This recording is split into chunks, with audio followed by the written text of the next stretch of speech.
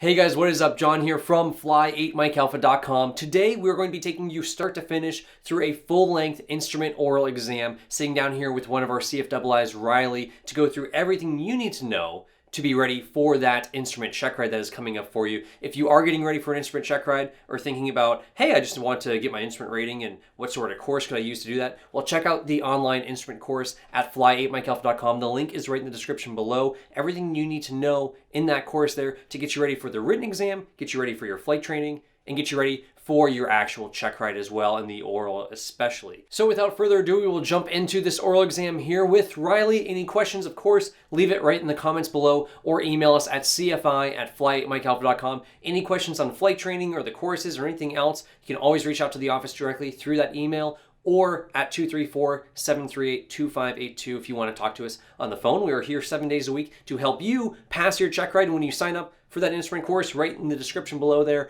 we guarantee you will pass your instrument check ride and all of your check rides that you prepare for at Fly8MikeAlpha.com. Let's get to the instrument oral. Well, Riley, welcome. You're here today for a private pilot instrument rating check ride. Awesome. And looks like we've got a 172 to be working with today. Okay. So that's great. And basically, you know how check ride works from your private. This is just a conversation, try to figure out, you know, kind of what you know from your training from the last few months here with your CFII, and just having a conversation. No real right or wrong answers. If you're ever unsure about things, you know, certainly recommend, you know, you can always look things up. Use your references that you brought here and the references you'll use as an instrument rated pilot after this check ride. As far as I'm concerned, you've already passed, you know, so now it's just up to you to prove me wrong. All right. And of course, 3 possible outcomes. The, you know, one we are expecting, you pass, you're going to be an instrument rated pilot. The next outcome would be, we find some deficiencies and maybe we say, hey, you know, we've got to come back and, you know, work with your CFI a little bit more, and then we can get you that rating. Or the third possible outcome is up to either you or up to me. At any point, we could discontinue. So if you feel like, hey, you know, this isn't going so well, or I'm a little tired, a little hungry, whatever it might be, just say, you know, hey, I'd like to discontinue, come back another day, no problem at all. Okay. So that's always an option for you. Now, any questions before we get started here? I don't think so. Okay, yeah. Cool. Well, we'll jump right into it. First question I really have for you is, when would an instrument rating be required? You know, so, I mean, you've been flying for a while now. When do we actually need an instrument rating? Should be definitely anytime we want to fly an IMC. And anytime we want to be on an instrument flight plan as well. Okay. So anytime you're going to be on an instrument flight plan, anytime flying an IMC or less than VFR conditions, sure. Any particular airspace you need an instrument rating in? Class A, for sure. Class A airspace. And then say you want to fly on a special VFR clearance and the sun's gone down, would you need an instrument rating for that? Or? You would. And your airplane would have to be instrument rated as well. Okay, so you would have to have an instrument equipped airplane? Perfect. Now, as far as, you know, maintaining your experience, assume you get your instrument rating today, I'm sure you will. What kind of record keeping requirements do you have to do? What do you have to log in your logbook here? You've already got all your experience for the check ride. What extra stuff do you have to put in there now going forward? So you got to log in the last 6 months to stay current. You got to have your 6 approaches, tracking, intercepting, and holding. Okay. Tracking, intercepting, and holding. So procedures. Gotcha. And 6 instrument approaches. Yep. Gotcha. And they have to be either foggles to minimums or IMC. Okay. That works. So let's say we do it on an actual flight plan. You know, maybe you're flying around actual IFR and you're trying to log those approaches. When can you log that approach? I noticed you got a 98 on your written exam here, which is awesome. The one question I wanted to review with you was, you know, when can you actually, you know, log a approach for the purposes of currency? So say we're coming down the ILS and, you know, we break out at 1,000 feet AGL, come down the ILS into runway 7 right in Anchorage. Can you log that for currency? So you got to be the sole manipulator of the flight controls. Okay. And then the approach also should be done to minimums, I believe, in actual or simulated conditions to minimums. Okay, so if the minimums for that approach are 220 feet, say, and we break out at, you know, 300, we wouldn't be able to count that as a instrument approach. In theory, no. No, okay. It seems kind of hard, though, that we would ever be able to be current then, you know, flying under actual conditions, because rarely do we actually get down to minimums in actual conditions, right? That's true. Yeah. So, yeah, that's a nice conservative answer. I think, you could probably find an answer to that in info 15012 is where we could look that up. And that really specifies for us how or when we can log an instrument approach for the purpose of currency. So that sounds good. And so you'll log that into your logbook. Now let's say you go 6 months and you've only done 4 approaches for the purposes of currency. What would you do at that point? Well, then you're not instrument current. Okay. You can get those last 2 approaches done to be instrument current, so you have your 6 approaches in 6 months. Gotcha. So it's not 6 months from your checkride date, it's 6 months cumulative rolling. Gotcha, okay. Rolling, yep. Okay, 6 rolling calendar months there. And so, you could do 2 more approaches. So let's say, you get your checkride done today and you don't fly at all for 6 months. And you want to go fly under IFR conditions as PIC. Yeah, a little sketchy, eh? Yeah. No, I understand you may not want to do that. But let's say for the purposes of this scenario, you do want to do that. What would you have to do to be legal? So, do a checkride, don't fly for 6 months straight. You would, you'd have to just be current as a private pilot, so your 3 takeoffs and landings. Full stop, tailwheel, full stop night. Sure. Would you have to do those 3 takeoffs and landings if you're just flying by yourself, or? No. No, okay. So that's only if you're flying with passengers. You're carrying passengers around. Awesome. And then assuming your flight review hasn't expired, you'd need an instrument proficiency check. Okay. With an examiner or an instructor. Okay. Would you be able to, say, that's expensive, right? These DPs charge a lot of money. Oh, yeah. Yeah, crazy rates. And CFIs aren't cheap either nowadays. So, maybe if you took your check ride today, you haven't flown in 6 months, and it's only been 7 months, would you be able to go up with like a safety pilot, just one of your buddies, and maybe get current that way? That, I'm trying to think, after 6 months, then 7 months, yeah, that works great. Yep. So we could get current that way. Yeah. And then after 12, proficiency check is mandatory. Gotcha. Then the IPC becomes mandatory. Sure. Yep. Okay, cool. And what does an IPC consist of? Is it a whole nother check ride, or? So, just about. Yeah. But basically, you just got to go and you get your normal proficiency requirements done with an instructor. Okay. Or, not proficiency, but currency requirements done with an instructor, and hopefully they make sure you're proficient. Okay. Gotcha. So, is it a pass-fail kind of thing, or? That's a great question. I haven't done one, but I would assume no with an instructor. It'd be something where they would have to sign off an instrument proficiency check, but just like a biennial, they don't have to write down if you fail one. Sure. So it'd be kind of like a flight review. So they could fly with you a couple times, get you proficient before they sign you off for that IPC. So it's not a pass-fail thing. It's just it's an opportunity to learn a little bit more with your instructor. So that sounds great. Very cool. Could you tell me a little bit about the difference between proficiency versus currency? Ooh, that's a good one. So currency just means you're legally able to fly that day, and in whatever conditions or airplane you decide to fly. Proficiency means you're safe and competent to fly.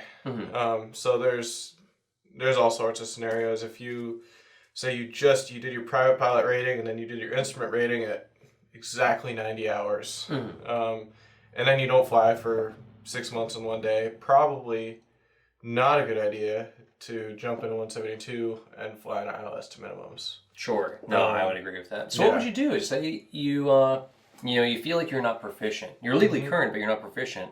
What could you do to get proficient? Fly with safety pilot. You under the hood, safety pilot looking for traffic. Sure. You can fly in a simulator too, an AATD, not just any old simulator, but an AATD would work great. Or you could go up with an instructor. Yeah, awesome. All very good answers. Yeah, I like that. Even a basic desktop simulator might be a good way just to keep yourself semi-proficient at home. Sure. Cheap way to do it.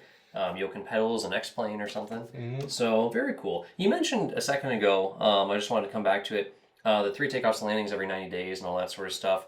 What, and you mentioned about day or night and full stops and all that good stuff. Just clarify for me, when would those full stop landings have to be at night to count for, actual night time?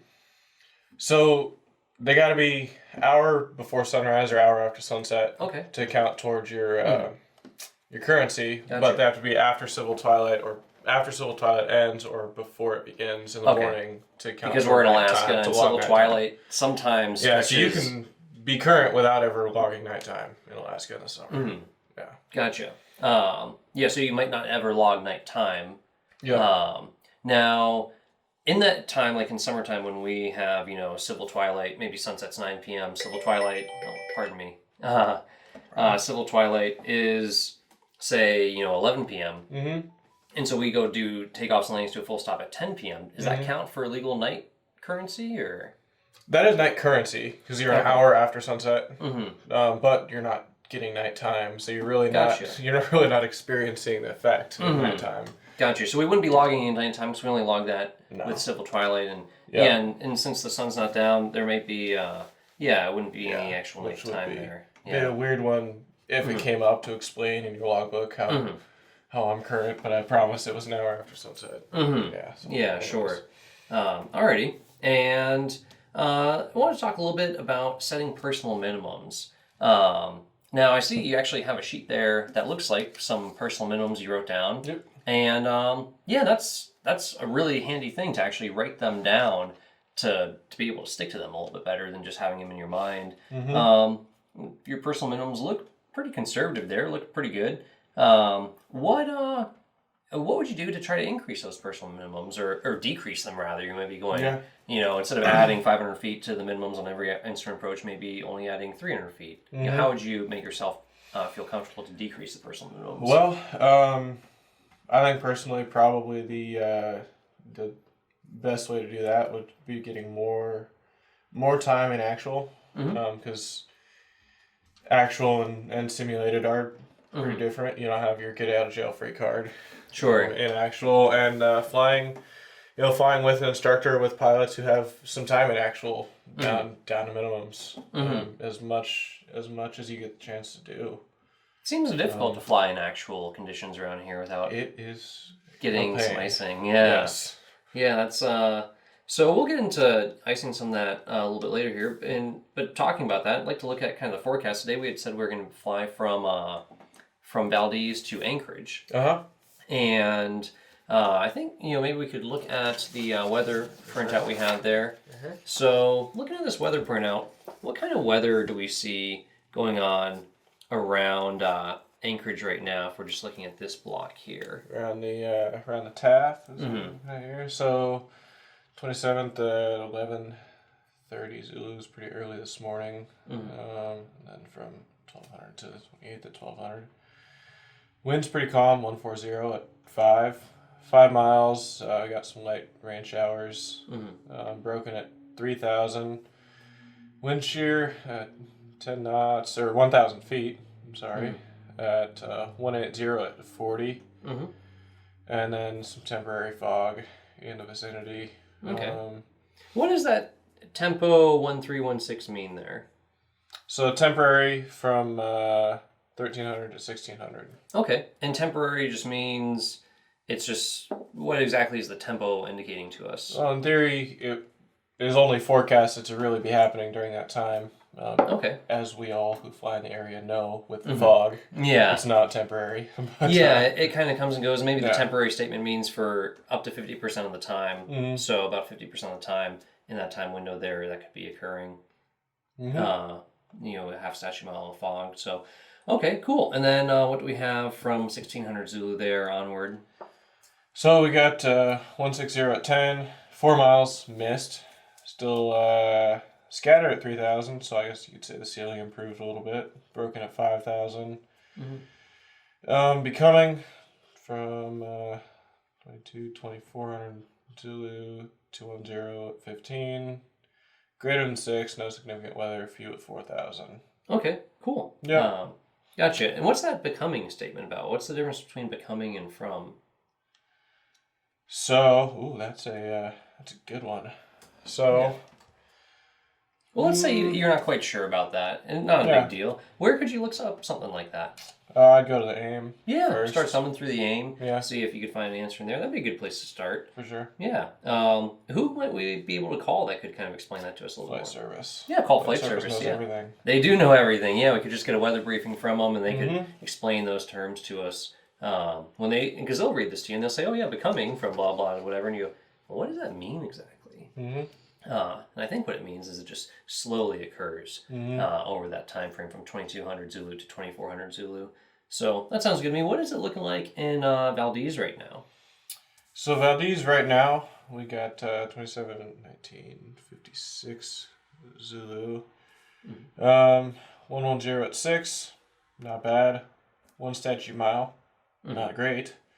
Light snow, mist, few at 100, broken at 2000. Overcast at 3200. Temperature -13, dew point -15. So probably some fog and other moisture-related grossness around the ground. 2938, and then in the remarks we got precipitation, pretty low altimeter and all that. Yep, absolutely. So I'm not gonna have amazing performance through all of this nastiness, but yeah. Gotcha. And then looking at the TAF here, what can we expect for to be happening in Valdez? So winds looks like you're gonna stay pretty calm. Winds are not gonna be a factor today, assuming we've loaded our airplane reasonably, etc. Visibility, we got 1.5 statute mile, light snow, overcast 1500, half statute mile, snow, 2 miles, light snow, 2 miles, light snow. So visibility is going to what do we expect to be happening around, like, say, 4 p.m. local today? Oh boy, 4 p.m. locals. That would put us at, what, midnight? 4 p.m. local? That would be, oh gosh, I'm trying to add 9 to it, and it's... Is it -9 in the winter or -8 in the winter? It's -9 in the winter. -9 in the winter. Just to add savings. Yep. Yeah, it's colder in the winter, so -9 in the winter and -8 in the summer. Yeah. So looking for 2300. Oh, 2718 at 2200, and 28 at 600. So this temporary forecast doesn't apply to 4 p.m. local, and 28th at 600 doesn't apply either. So it should just be, it should, in theory, just revert back to this. Yeah, the top line there. Good old variable at 3, 1.5 statute miles, yeah. So as far as us getting out of Valdez today, Yep. In our Cessna 172, how's it looking? Not amazing. Well, we can go IFR though, we right? can, you know, we can file. What kind of things would you want to check on your pre-flight planning before? Everything. Icing for sure. Icing would be a big one. With the temperature being, where are we? -13. Yeah. It is icing right now on the ground. So not great, but... Is it ever too cold to get ice? I mean... -20. Colder than -20, in theory. In theory. Can you get ice below -20? Oh, yeah. Yeah. Yeah, no, certainly, yeah. It's never really too cold to get ice. It might be a little less likely. Yeah. You get super cold out there, but never too cold to get ice. No, definitely not. Too cold to get rid of it, though. Yes. Can be too cold to get rid of it, so... Yeah, so, I mean, as far as just... We can't take off. We got no icing on the ground. With mist, and it's below 0. Now, what if the icing forecast, say we look at, the icing forecast, and they say, no, we're not forecasting any icing along that route from Valdez to Anchorage? Well, we still got visible moisture and temperatures below freezing. Okay, so personal and mental, or your go, no-go decision would be no-go. Yeah. No, okay. That'd be not fun. Yeah, that would, be setting yourself up for some nastiness. And our route out of Valdez, we're either going to be having to climb really, really high to get over some mountains or going over some water. It's kind of a nasty area to be in and out of. So, or we'd be going really, really low. Yeah. Either one of those things is great. So, talk to me about the really, really low option. Would ATC ever give you a clearance really, really low? Like, say, stay at 500 feet? No, so how would that work? So, well, if you wanted to go really, really low, you would be, you'd be VFR and you'd be in Class G airspace. Mm-hmm. So in theory, as long as you keep that 1.5 statute miles of Mm-hmm. visibility, don't go into the clouds, you can legally fly at 200 feet across Prince William Sound. Yeah. Not a great idea. No. As far as ideas go. Yeah, it falls on the bad idea list as far as ideas go. Oh, yeah. Oh. And other than that, as far as staying low is concerned, the lowest ATC could possibly ever give us would be 1,000 feet above the ground if there were no mountains. But there's mountains all over the place, so we're looking at 2,000 feet above those.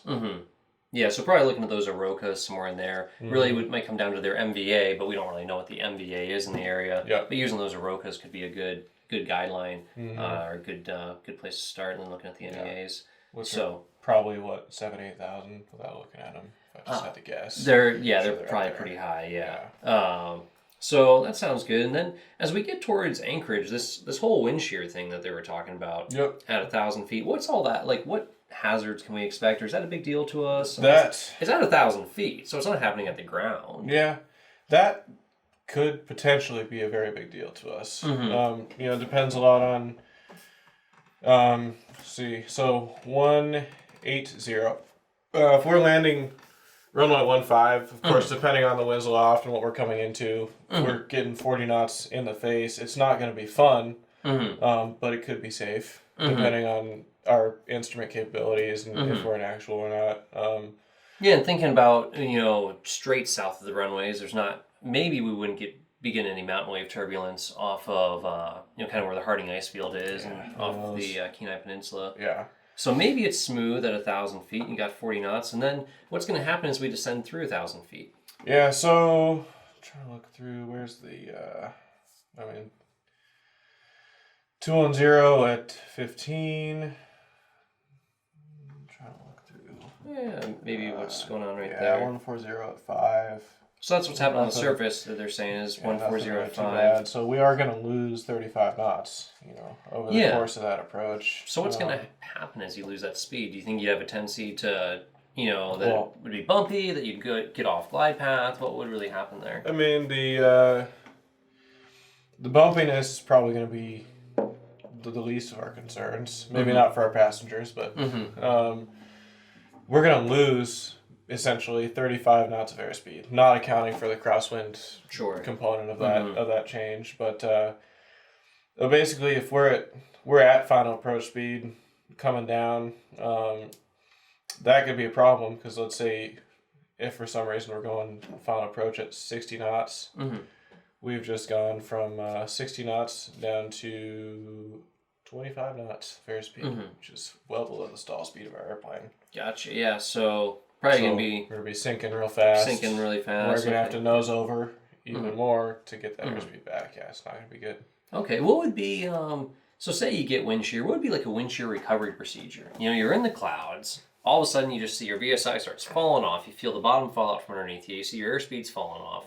What are you gonna do at this point? You're configured to land, you've already got flaps 20 or something like that, you're on the approach. So, well, you've gotten yourself into a bit of a pickle. You're losing airspeed, and you're going to have to add full power first. Sure. Add full power. Personally, I'd bring flaps 20 up to flaps 10, get rid of a little bit of drag, and then push the nose down as much as you need to. Maybe don't go immediately for the nosedive, but push the nose over as much as you need to start getting that airspeed back. Sure. And then what airspeed will we be trying to attain here?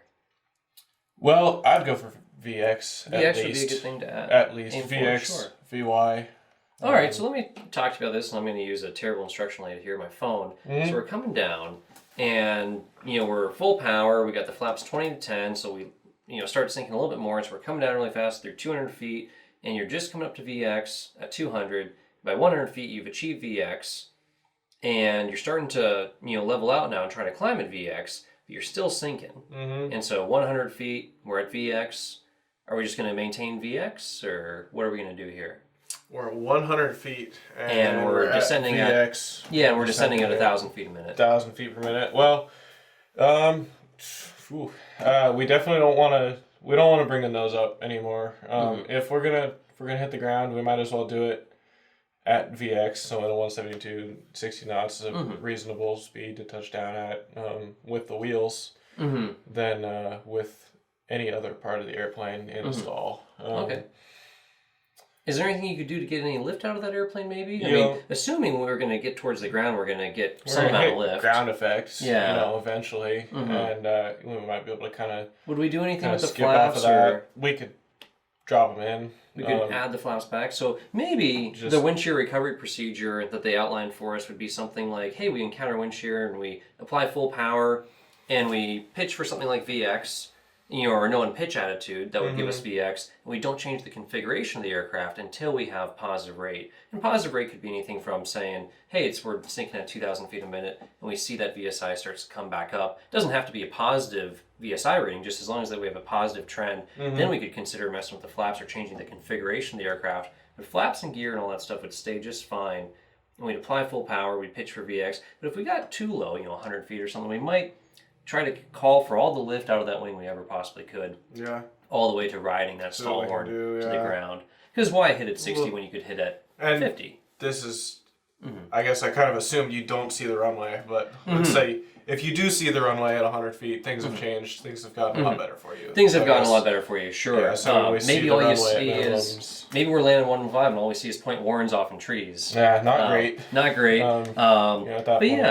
Flying it at what they call, in the 121 world, they call it stick shaker alpha, or basically the angle of attack at which you activate the stick shaker in a big airliner. Same thing would be when we activate the stall warning in our 172. A good accident case study for that is the Delta flight in Dallas-Fort Worth that went in. I believe it was a 727 or something like that.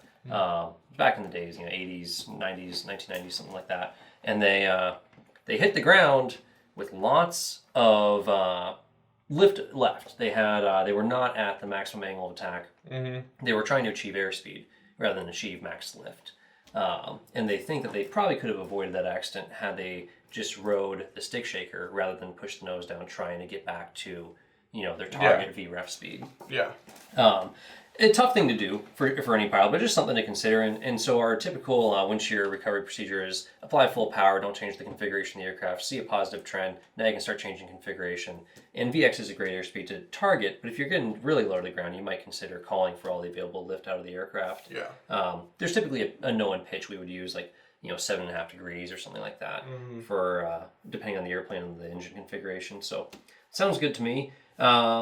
Talk to me about the temperature dew point spread. You had mentioned something about this -13 and -15. They're kind of close together. What does that mean to us? So basically that means that the air is holding almost all of the moisture that it can hold. Gotcha. And at -13 and -15, that's, if that was uniform throughout the air everywhere, then the moisture would stay in the air. But at -13, -15, it's not going to be uniform, and in some places or another, we're going to start to see moisture form, visible moisture forming in the air. Cool. We're going to see visible moisture. What does that mean to us in terms of frost? If we park our airplane outside, would we expect to see frost on the wings when it's that cold out, or would we expect it when the temperature dew point spreads further apart, or? Oh gosh, I'm trying to convert to -15 to Fahrenheit in my head, but -15. Yeah, it'd be frosty. It'd be wind cover weather. Okay. Assuming we have that. But yeah. What if we get out to the airplane? We fly out to Valdez. We go get lunch there. Great fish, stuff like that. Not really this time of year, but great frozen fish this time of year. And so we go out there and we come back to the airplane. And the wings are covered in frost. What would we do at that point? Well, that's not great. One, we have no icing on the ground, and frost can happen on a clear day too, and you can see forever. But getting rid of the frost is going to be mandatory before we go taking off. Okay. Now people say that if you just take off, it'll sublimate. It'll come off the wings in flight. Is that true? That, well, it depends a lot on how much frost you got on the wings, but can we go fly if we got just a little bit of frost on the wings? No. We're not certified for no icing. Yeah. So we're not. the Cessna engineers didn't design the wings with frost on them. They designed them smooth and clean. No, they did not. And they did not design them to remove frost either. Sure. So. Yeah. What do we have in terms of anti-ice or de-icing equipment? Well, we got pitot heat. Okay. And we have defrosters on the windshield. So you get, one part of your airplane won't have any ice on it, the pitot tube, and then you'll have that nice little clear 2-inch hole to see through. That's about it. Yep. So say we do take off out of Valdez here, and we get airborne and we instantly ice up. Or we notice that we're getting ice on the wing strut or on the windscreen there. Yep. Closest airport, when you're 2 miles away from Valdez, is probably Valdez. So we want to go back there. And so we start turning back to the airport. And would you use, say your normal approach speed's like 70 knots, would you fly 60 or 80 or what would you do with your approach speed if you thought there was ice on the airplane? Bump it up to 80 so you got the ice on the wing is going to change the speed that you stall at, but it's going to change the angle of attack is the big one, and so a higher airspeed is going to mean a lower angle of attack. So we're just trying to widen our margin between the airspeed or angle of attack that we're flying and our now unknown stalling angle of attack. Right, yeah, because the airplane normally stalls at, say, 16 degrees angle of attack. It could be 12 now or something. The ice has changed the wing shape. I have no idea. So we might not even get a stall warning before the wing stalls. So that's a big bummer. What would we do if we normally approach with 20 degrees of flaps? Would we use 10 degrees of flaps or 30 degrees of flaps on the approach? Well, we'd use a lower flap setting. Okay. The reason being that the flaps are actually going to increase the angle of attack of your wing. Being that as soon as you bump the flaps down, the chord line of your wing has changed relative to the wind. Gotcha. Yeah. Any concern if we had ice on the tail of what the flaps might do to us? The flaps are going to dirty that air up going by the tail, and they could increase the likelihood of a tail stall. Okay. What is a tail stall? Bad. So normally, the tail produces downforce on a 172, for instance, produces downforce. So a tail stall essentially is going to mean that the tail stalls. It loses that ability to produce downforce. Okay. Creates a forward pitch because now you're not holding the tail down anymore. And so does our nose rise or fall when that happens? So the nose is going to fall. Okay, nose is going to fall. Nose is going to fall. It's going to look like a normal stall, but to recover from it, we need to decrease the angle of attack on the tail, which means something with your hands. Yeah. Which means pull back. Okay. In theory, Gotcha. Yeah, or maybe neutralizing the controls. Yeah. Okay. Yeah, whatever you can do. Sure. Okay. And as we take off out of Valdez, you can pull out your iPad if you want and show me that route you planned out going Valdez to Anchorage. I was kind of curious, what sort of, say the weather is a lot better in Valdez and it looks better in Anchorage and we decide to head that way. What can we do en route to get an updated weather briefing or to figure out, if the weather's still looking good for us or if we may want to turn around and go back to Valdez? Well, there's all sorts of stuff we could do, but we'll start by calling flight service. Okay. There's, it's like Juneau's got an RCO just outside of Valdez. Juneau Flight Service, that is. We could talk to ATC if we're unable to get a hold of flight service and we're really concerned, especially if ATC isn't too busy. We could talk to ATC and see how it's looking, see if there's any PIREPs from the Anchorage area. And there's I'm sure there's other RCOs, probably there's a Tweebs on the Johnstone Point VOR. Gotcha. So what is T-Webs or Tweebs? So transcribed weather broadcast system. Okay. And basically it's just gonna read the weather off from all over the place. Gotcha. Yeah. So it's just gonna be an automated voice talking to us about the weather. Okay. Yep. Cool. And it should include any hazardous weather as well. So. Now, do you get any ADS-B weather with that thing, with that iPad? I do not, because I don't have a Stratus. Okay. If you did have a Stratus, could you get ADS-B weather? That's the idea. Yeah. How would you know whether or not you're going to get ADS-B reception along that route?